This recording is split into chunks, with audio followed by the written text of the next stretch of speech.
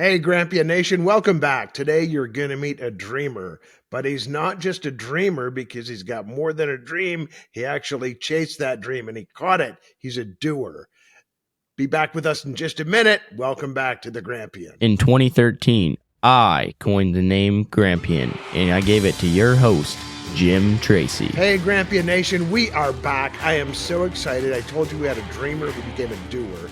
And guys like that, people like that are amazing because they actually make a difference. And welcome, Kelly, to the show. It's Kadlec.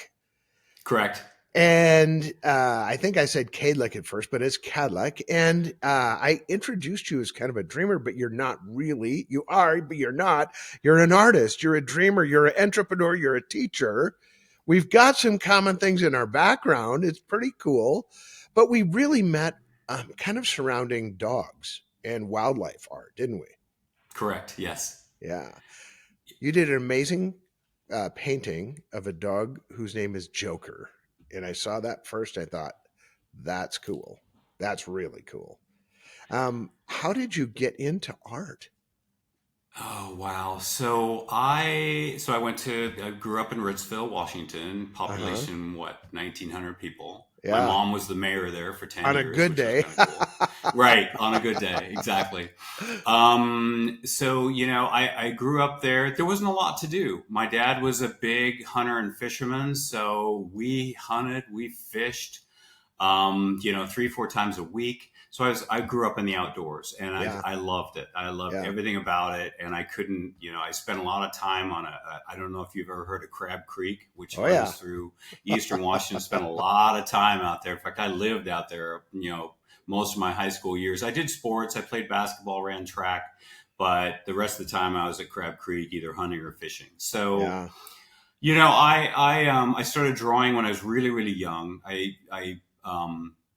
It was just something I really kind of was drawn to. And I was really drawn to the big wildlife artists of the 70s and the 80s growing up. Terry Redland was somebody I really, really wanted to emulate. And so I loved his work. I collected his work. I had an edition of Wildlife Art News. I had subscriptions all growing up.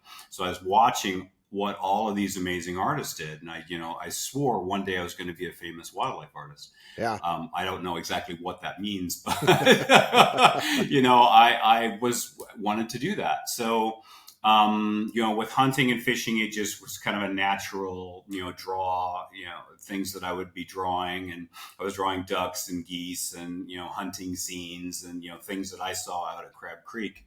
And that's where a lot of the money in wildlife art wasn't it? In waterfowl paintings and duck stamps and things like absolutely. that. Duck stamps. Yeah. My dream was always to win a duck stamp. Ducks Unlimited Artist of the Year. Every state had a Ducks Unlimited Artist of the Year back then. Yeah. So I grew up doing that. Then I went to my first year in college was at Spokane Falls Community College. Okay. And they had an incredible advertising art program. And I honestly had really only drawn up till that point. And then I went to school there, had an amazing acrylic instructor. Her name is Patty Haig, and she was unbelievable. And the thing that I loved about Patty is that she taught me all the advertising, the stuff I was supposed to learn in school. But I was able to talk to her after class. It's like, hey, I'm an aspiring wildlife artist. Can I bring my stuff in after school? And you can actually show me how to, paint ducks and geese and sunset, and then we'll do the other stuff during class time. And she was really nice about it. She said, yeah, absolutely. So I'd spend hours after school with her, and she would show me how to use this acrylic to do my stuff. And then it kind of took off from there. So I started painting. It was really clunky at first. I don't know if you knew. You may have, if you spend a lot of time in Spokane. Did you know Mike Cochran, who had the Pacific Flyway Gallery there in the Skyway in downtown Spokane? Yeah. He became a very good mentor of mine, and he kind of helped me along, and he kicked my butt a lot of times. Like, dude, this is just not good enough. Robert Bateman's over here. Kelly Kadlec's way over here. I love you, and you suck. Yeah, pretty much. And so that was my driver. It's just like, well, damn it, I'm going to get better. Yeah. So, I kept working and working and working, and the 90s came along. I'd finished school. Actually, I'd transferred to Eastern Washington University and Mm-hmm. went there. So I finished school, but then my paintings started to get better, and I started to sell paintings. And then I had some fellas that helped me out in college, investments, and we made prints. And the Yeah. prints sold. We sold quite a few prints, and I was just like, Yeah. okay, this is cool. Yeah. But you And became a so, starving artist. no, exactly. And then I started entering the Artist of the Year competitions with Washington State and Idaho, and Yeah. just I'd never really placed. And then I think it was '93, I finally won the Idaho Ducks Unlimited Artist of the Year sponsor print. Oh Wow. man, I was so excited Big because time. I know, right? It was just like, hey, I'm one of those guys. And so I sold out all the prints, because when you win that, they give you like 50 prints. You get the original back to sell. I Yeah. sold those like in 3 days. Yeah. Every print had sold out. The original They were the sold artist for, proofs, right? Didn't they call those yeah, artist proofs? all Yeah. yeah, yeah. Sweet deal. Because All of those are those really, sold. truly limited editions, right? Yes, Yeah. yes. And Right it's really on. funny because somebody will reach out to me from, hey, I have your artist proof from like 30 years ago. It's like, that's so cool when they do that. So anyway, that just kind of started to elevate. And I'm giving you the whole story here. I hope that's okay, Jim. Oh, no, that's cool, You, man. you can cut me off anytime because Yeah. I get long winded. I know the editors will cut us off. Okay, perfect. So, anyway, I took off. I started getting commissions, and galleries were holding me all the way from Montana to Seattle, and Wow. it was just everything was going up, up, up, and then Bev Doolittle came along, and she saturated the entire market. So, I mean, everybody had a Bev Doolittle something, and then all of a sudden, the art market just crashed. All my galleries started closing down. The commissions went away. This was about 1999 or so, and it just kind of stopped.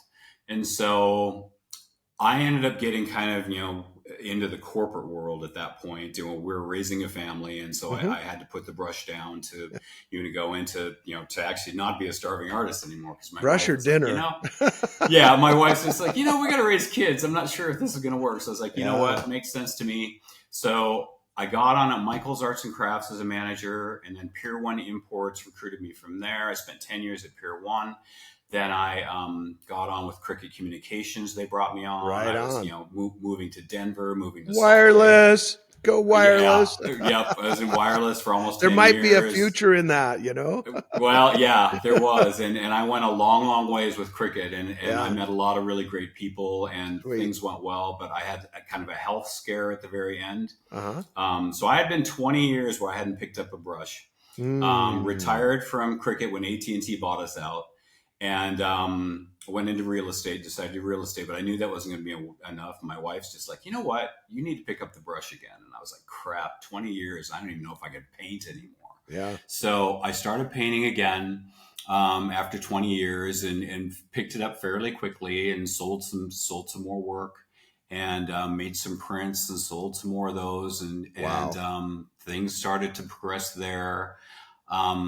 So I was painting for several years, and then we moved here to Idaho, and I decided to start teaching again because I hadn't taught for a long time, and that went really well. When I moved to Idaho, I'd also won the Oklahoma duck stamp, so that was cool because I Big deal. Always dreamed about winning a duck stamp, and here's one of those too.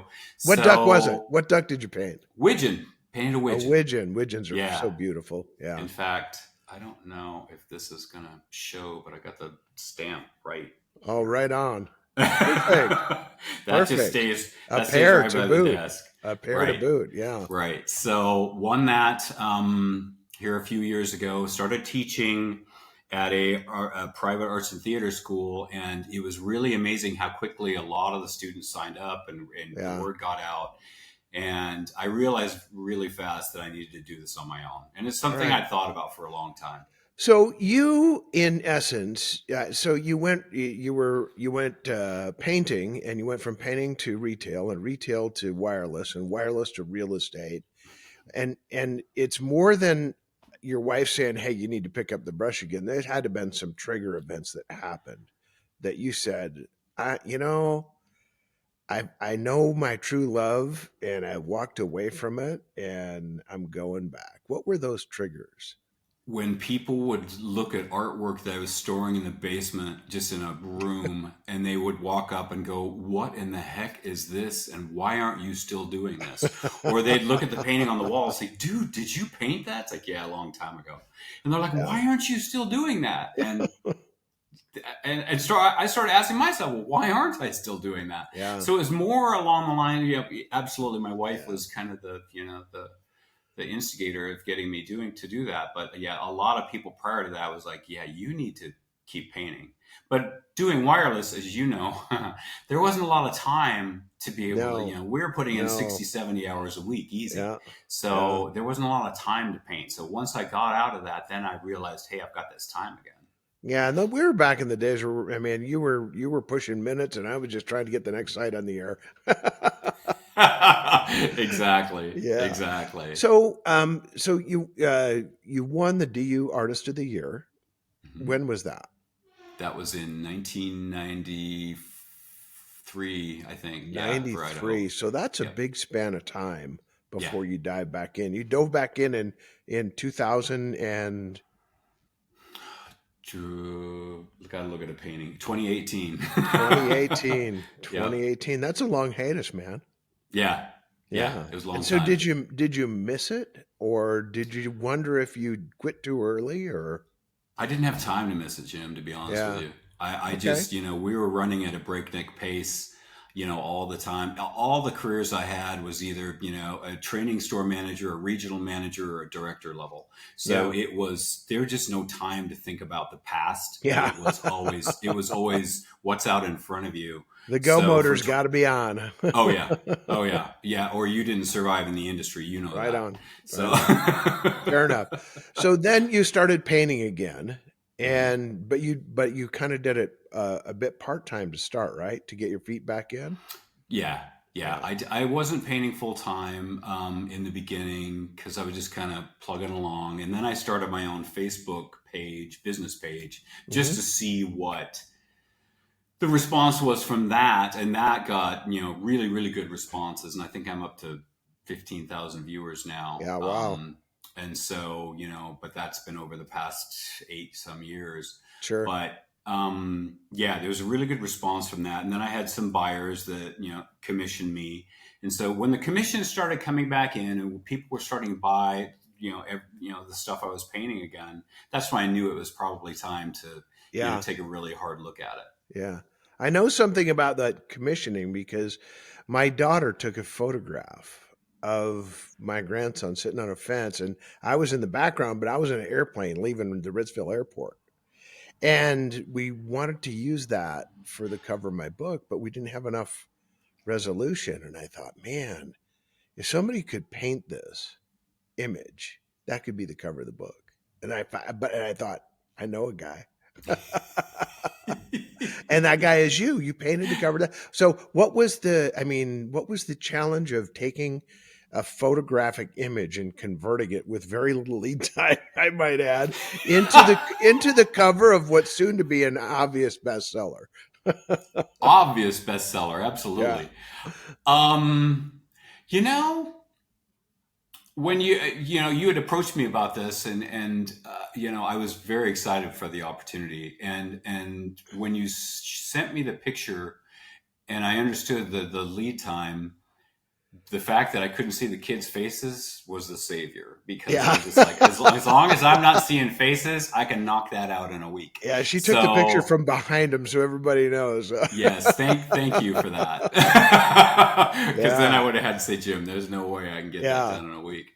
But no, I like they're the colors that I like to use. The contrast was good. Yeah. I knew it was a book cover, so I knew we'd have to have a little bit more dark and light contrast, because Yeah. I figured that it would have to pop a little bit more. We didn't want to wash it out too much. Right. So, I used some bolder colors on the kids to make sure Yeah. that they were the focal point. But the Right. airplane, to be honest with you, the airplane was the challenge, because Really? Why is that takes that? Well, that takes me to my duck stamp days because your duck stamp paintings are literally only what 5x7 or eight Yeah. by 10 or something like Uh-huh. that. So you're painting the duck with the Oh, smallest it's brush you could really find, and tiny, I'm just like, he's got this tiny. little teeny airplane here, and I got to get. And I'm a detailed freak. I'm very OCD, so I was Uh-huh. like, I have to have his letters and numbers on that airplane just right, or I'm not going to be satisfied with it. So I probably November spent more time on the 1445 airplane. hotel, man. I can read it. Yeah. All right. Well, we'll have Hankster. He'll pull up a little picture of it so people can see while we're talking about it. But you created the cover for the book, and then I sent it into the publisher, and the publisher's like, "Wow, this is awesome! This is Oh, cool. perfect." And so I don't know how you translate that. And by the way, that picture is going to be a Christmas gift to the lady who took the picture, and she's not going to know it. She's not going to hear this until after. So that'll be pretty cool. But I think that there's some more of this where we're going to do some wireless stuff too on commission because there's a foundation that takes care of tower climbers that we're gonna work together on too. So I'm really excited about that. So I'm gonna go back to painting now. What's the most challenging subject? Because you painted birds, waterfowl. You've painted dogs and decoys and deer and African scenes and lots of stuff. What's your most challenging subject? Horses. Ooh, and horses. and I love painting horses, but for some reason, when I'm painting horses, making sure that they're anatomically correct is incredibly difficult for me. And here's one of the reasons. When you're painting a deer and an elk, 10 times out of 10, a deer and an elk's head pretty much looks exactly the same way. Snout's here, ears are here, horns go up here, no horns, whatever. They're all pretty much in the same ratio. Kind Horse of heads, however, uniform. the horse heads are all over the gamut. And it's just, Yeah. and my wife has helped me with this because she raised horses when she was young. So she's like, no, that, some of them have smaller heads, some of them have bigger heads. And I just look at her like, really? You got You know, dish face and Roman nose and flared nostrils and eyes right, in the wrong spots and long right. manes and yeah. Yeah, yeah. Okay. All So right. I can so see that. that has been, and then some. I've got some students have been working on some horses too, and bringing the pictures in, and some of the horses have eaten really well, and I'm just like, wait, that's out of proportion, and the student's like, no, the horse really looks like that. The, So the horse is fat. You have a fat yes, horse, man. yeah, and so it's again, you look at all these horses, and I'm just scratching my head, Oh, going, too I'm glad funny. deer and elk don't do that. So. All right. So, you mentioned students. Now, you got students because you've got a studio where you're not only just creating paintings, you're sitting and down. You had a mentor. Mhm. It sounds like several, Mhm. Pat, and then the It's other one you Mike mentioned. and Yeah. yeah, Eh, couple gallery owners that I'd worked with that really took me under the wind. So I've had several mentors. Yes, okay, so you've had good mentors, and you know what a good mentor is, and now it sounds like you're being one. that is the goal. Yes. Okay, so what is better? Is teaching or creating? Because you're talking about two incredibly different disciplines. One is solo, alone, self focused on a singular outcome of a piece of canvas, and the other one is like knuckleheads and skulls full of mush that have to be built into artists yourself. What's more rewarding? What do you like better? Teaching 100%.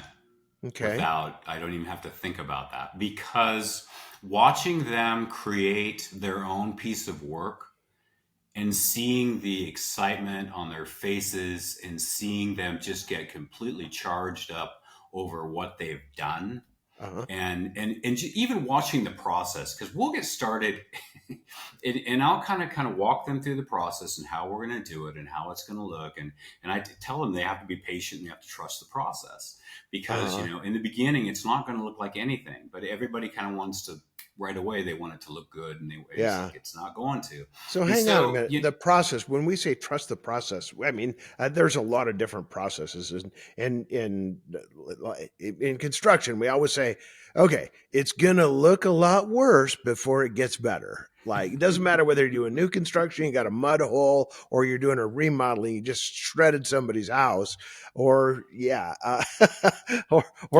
you're doing a rip and replace on a tower. It doesn't matter. It always looks worse before it gets better. right. Why is that true with art? I mean, you're just adding layers, aren't you? We're adding layers, but when you're looking at a painting and you're laying down base coats, you're looking at, for me, how I teach kind of like the medium color. We don't go too dark. We don't go too light too early, because if you do that, you're really going to cause yourself a lot of work. So we do more of that medium color and the medium tones. And when the students are Okay. first putting those first couple tones and layers down, they don't look like anything to them, and they're just kind of like, "What are we doing here?" And Yeah. it's once they get the third or fourth coat down, and then they walk away and they're like, "Oh, whoa." And it's almost automatic once we get that fourth coat on, that any student I work with anybody from 7 years old up to 92 years old. I've Yeah. had them all, and they all have an "oh whoa" moment where Yeah. it just, they step back and they're just like, "Well, dang, that looks really good." It's like, I know, that's what we do here. Yeah. So So you that's the get to watch stuff. that light bulb go off. Yep. And it truly is a Yep. light bulb moment, right? Yep. And Yeah. honestly, Jim, I had the same light bulb moments when I paint, Uh-huh. where, as I'm building it and building it and building it, I'll have that, "Oh, whoa, okay, that looks good." And Yeah. so I teach it the way I paint it. I don't do it any Okay. differently. Yeah. So, because I feel like I learned a lot on my own. And so I like to teach the students how to kind of get through some of the turbulence that I had to work through. I teach them that, to kind of Yeah. work their way around that. And they have that "oh whoa" moment a little quicker than I used to. Yeah. Well, that's what a good mentor is. But so you've got like this deer. It's a pretty famous painting that you did of a deer. It's a mule deer, and it's a Mhm. big old buck standing on a white hillside. And so, is the whole background white, and then you fill in with black, or do you do a neutral and then you add black and white onto it? Because You're I talking about mean, the it's muley yeah, the muley. in the It almost sage. looks like a pencil, but all of a sudden you look at it a little bit, and all of a sudden colors start popping out of everywhere. Yeah. That's a ton of layers of sagebrush. That was just massive amounts of layers in the sagebrush. And Yeah. but yeah, you're still starting with your medium tones. And the one thing, though, that I can share that I think is always kind of an aha moment for students is when you have like the bright light hitting on the Hmm. painting, where you really want, like on that mule deer, where that light's coming from the side and it's really bright. You just have to leave that completely blank, and you can't put any paint on top of that until you're ready to put the bright light in. Because if you put a dark paint Oh. underneath it, it'll never get bright enough. Oh, wow. So that I was taught actually by a couple mentors early on, this, if you really want to hit bright light and really get that subject matter to pop, you can't put a darker underlayer underneath your light source coming in, or you're never going to get there. So there's all kinds of technique depending upon subject matter and what you want. I mean, I'm gonna have them show a picture of Rigel too. By the way, you got to fix Rigel's spelling. Is her name is Rigel, not Al. So Uh-oh. Rigel is my dog, and Kelly. Before I knew him and before he knew me, he took a photo from someone and made a really cool piece of what do you call it when the art's the wrong color but it's the right color? What's abstract? Abstract. Okay, Yep. he did an abstract painting of my dog before he knew me, and we'll have Hankster put it up here on the screen for you. But Rigel was a an amazing piece of art to me because it was personal to me, and your wife didn't think so. right? I'm glad you brought this up because she's going to be watching this. Please don't cut this part. She said, "No one's gonna like that thing," right? Yeah, that's what she said. And if I'm not mistaken, your wife was like, "Don't have that guy paint this book cover." Well, I mean, there's a little bit. The only painting that she'd seen of yours was the one of Rigel, and she's like, "Oh." See, we have more in But common. we have somebody behind us that pushed us too, because your wife pushed you and my wife pushed Oh me, yeah. and we're both better off for it. So we Oh better yeah. give them a little kudos. We Give got on, credit but where credit is due. That's right. but you, how did you get into doing dogs? I mean, because some of your best work in my mind has been around canine companions, which they can find on your website, and people are going to be able to go and look. But Joker in particular was one that I was just like, oh my gosh, that's a yellow lab, and that's just epically cool. What draw you to that? Hunting? Well, my sister-in-law and her husband are big dog breeders, Okay, golden retrievers. okay, swamp And collies. what's that? You can tell her I Swamp called collies? them Is that what you call them? swamp collies. Yeah, Oh, that's great. That's great. Tell us, I love that. yeah. So when I first started picking up painting again, once I left cricket, I was looking for some, really fun type of, things to do. And I like doing collage pieces. And I did, they had a dog named JJ that we followed on social media. And JJ did a lot of hospice work. And so I wanted to Oh do kind wow. of um, I don't know what the word is, but I wanted to do a piece that kind of commemorated everything that JJ had done. Yeah. With older people, because I think I did a painting with showing someone's hand there with the dog laying under the hand and things like that, and so that was one of the first attempts of really doing a lot of dogs, Yeah. in a collage type work, and that I was really really pleased with that, and I Very tell us cool. and Tracy have that painting, and then I did Gary's dog, Ninja, the black lab, Yeah. and Yeah. that got a lot of The attention. old So black then, labs are so hard to paint because they're black. There's people think there's no color there, but then when you look at it close, there's like a ton of really subtle color there. yes, Yeah. yes, yeah. Right So on. yeah, I think once I did Ninja and that got a lot of attention, then Hmm. I started getting some commissions to do some more Goldens, Yeah. and labs, Yeah. and so yeah, I did a lot of most of my commissions have been dog pieces. Right on. Yep. Right on. Well, that floppy-eared mongrel that I call Rigel is right over there, just so you know.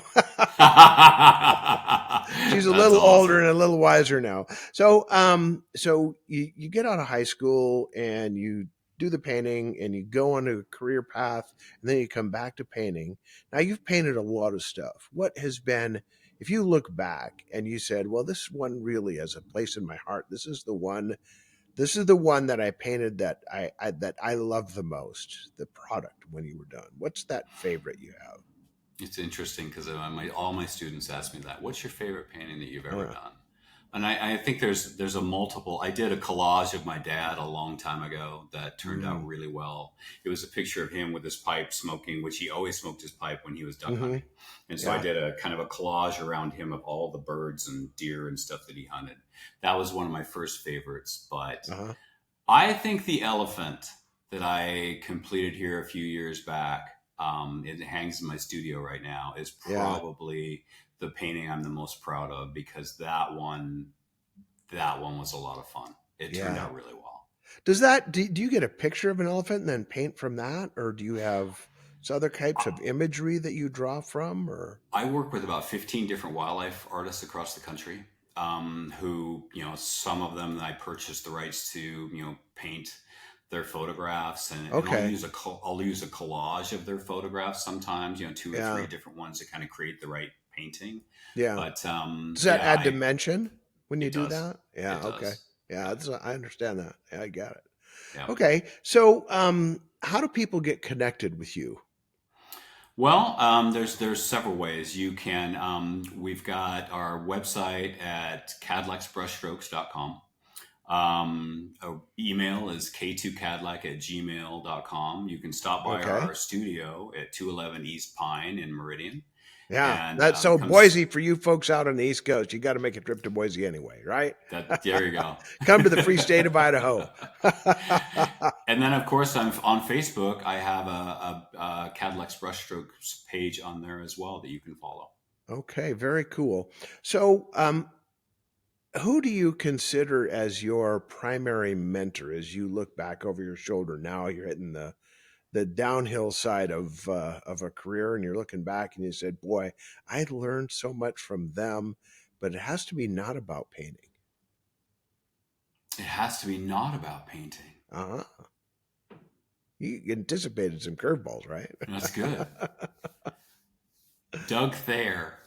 Okay. He, I don't know From Spokane. Yes. He's an old cricket guy. He's a Sprint guy too. Sprint guy. Now T-Mobile, yeah.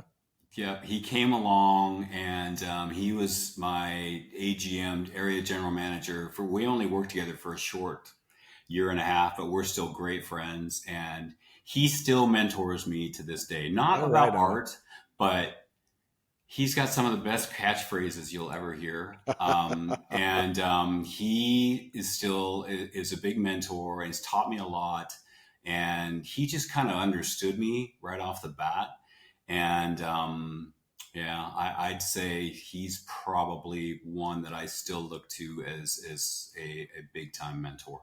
All right. Well, kudos to Doug. I just sent him a LinkedIn request, so we'll find out. We'll find out if he'll mentor me too. So, what advice? We always close out. This is Grandpa Chats with Champions. So, I love it when champions sit there and think for a moment and they give advice to people. What counsel would you give to someone who wanted to follow their dreams? Because you followed your dreams, man, and like you're hitting it out of the park. So, what advice would you give someone to follow? Well, thank you for that. I'd say just don't give up. Even though there's going to be a lot of speed bumps and hurdles in your way, you just can't get it. You got to find a way around it.